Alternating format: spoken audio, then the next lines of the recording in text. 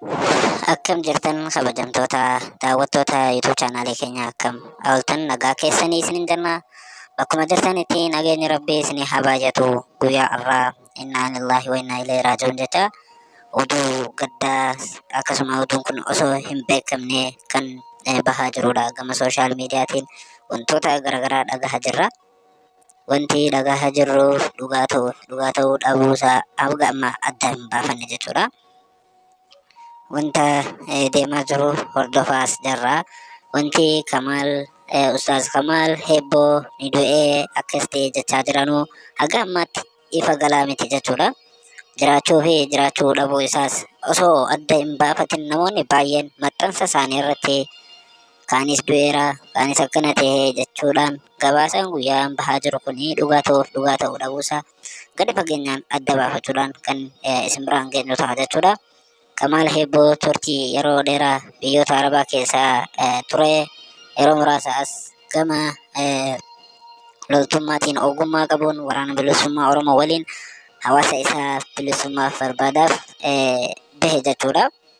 Egaa guyyaa kaleessaa erga waraanni mootummaa biyyattii ibsa baase as suuraan isaa sooshaal miidiyaa garaagaraa fayyadamanii namoonni hedduun inninis lubbuun darbeera jedhanii maxxansa fayyadamaa jiru jechuudha. Yeroo muraasa dura namoonni hedduu wal jalaa qabuudhaan maxxansa isaa keessatti lubbuun darbeera kan jedhanis tokkoof lama miti. Haga ammaatti garuu namni mirkaneeffateef oduu kana dhugaadhaan gargar baafate hin jiru jechuudha.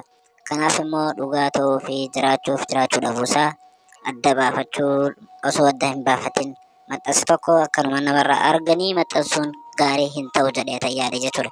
Kanaaf nutis haga adda baafannu haga mirkaneeffannu obsaan suuta jennee osoo gargar baafannee gaarii natti fakkaata jechuudha. Kanaaf tasgabbiin wanta goonu keessatti wanta sooshaal miidiyaa fayyadamnu kana keessatti baay'ee barbaachisa. Ustaaz Kamaal yookaan nama fuula Rabbii deemu tahee lubbuun isaa haa jannatu jechaa yoo jiraate ammoo du'aayi akka lubbuu isaa Rabbiin baasu du'aayi akka goonuuf kabajaaf jaalanaan isin gaafanna jechuudha. Kanaaf ammoo jarjaruu fi akkanumaan du'a waliif hawwuunis gaarii hin ta'u jennee amanna. Egaa dhugaa dubbachuudhaaf yookaan fuula Rabbii deemu tahee lubbuu isaa jannataan haa qananiitu jenna. Nuti gama keenyaan odeeffannoo qulqulluu gisee argannetti qabannee kan isiniif deebinu ta'a jechuudha. Haga odeeffannoo qulqulluu argannutti usnee hin maxxansinu jennee turre.